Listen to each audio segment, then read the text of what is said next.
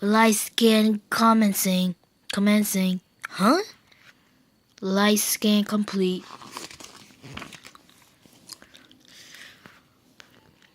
I apologize for the scanning, but you have to be careful about the bugs you can bring down here.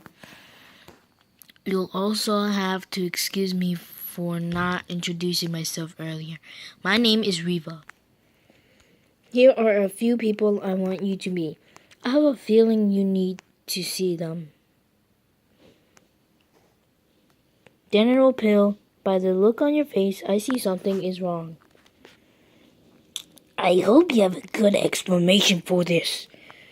Why was I not informed of your decision to take in these enemy combatants? We are still at war. You could undermine the security of your entire city. We use a guarded path. It will move at dawn. But that's the second wasted transport this week. If they actually grow on trees, you know what I'd say. Keep this up and you'll be voted out as the mayor in the fall. Thanks, Pill. Don't mind Pill, he likes to speak his mind. That's one reason why he's my best advisor. You're the mayor? Don't I already tell you? This is my town. Head up over the ridge and down to the docks. We are ready to boat into the city. So this is where the people of Lucien went.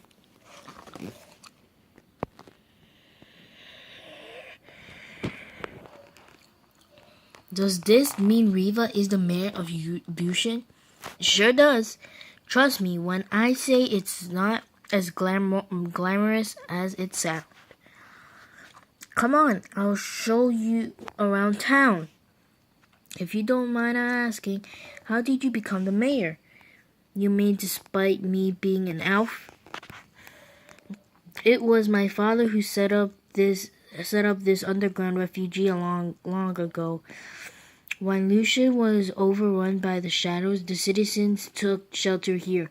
So my family inadvertently became the caretakers of this town. That's amazing. Your family probably saved thousands of lives. Lucien would be gone without your help. Why did your dad start building this place to begin with? Oh, he was just crazy. Cialis and Lucien were once a single city, but Cialis seceded when Lucien became populated by what they consider outsiders. Even there, people like us were pushed out, and many left. Let's just say my dad was stubborn, a guy who didn't like being told what to do or where to go. So then he built this. Amazing. So then he built this? Amazing! Oh, insane. Excuse me, Miss Riva. We want to join you when you fight the shadows. I even have my own troop. How many times have I told you, Patrick? We're not going to fight the shadows. But my dad said if we don't take a stand, we'll all be sorry.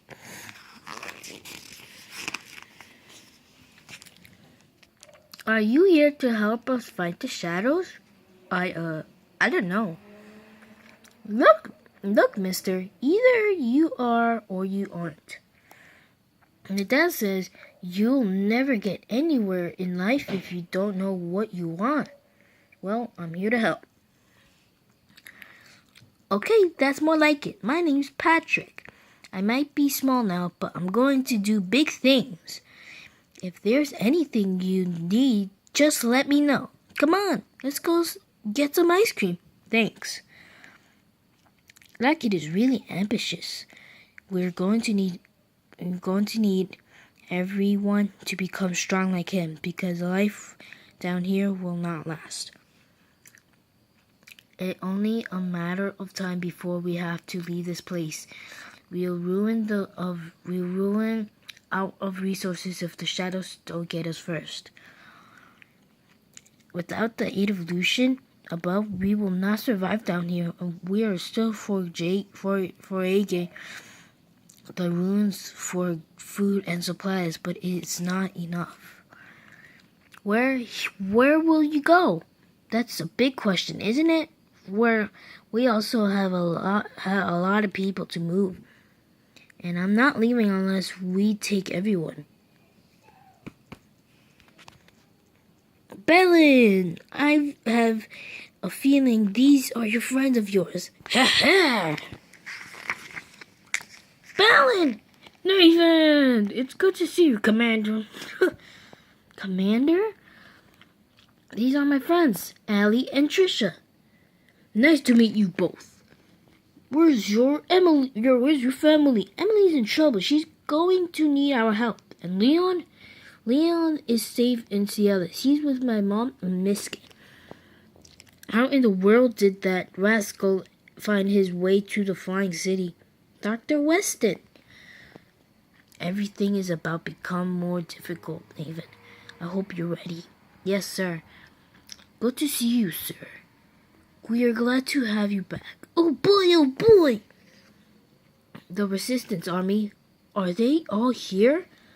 A few brave souls did not survive the difficult journey to get here, but those that lived are all here now. Lucien has been our home away from home for months. And soon we will have to find a new one. We will be lucky to survive just one more month down here before we run out of resources. We have no choice but to leave. This is a map of the Underground Railway. As you can see, there is unfinished tunnel that leads to the Cielus crater. While there is no rail car that can take us through, we can make the trek on foot. The tunnel will get us outside of Lucien. The problem is that we won't be able to outrun the shadows on open ground. This is why I've avoided making the evacuation order. I simply cannot accept the casualties this would entail. But if we don't make this sacrifice, we will suffer even greater losses. With all due respect, you know where I stand on the issue.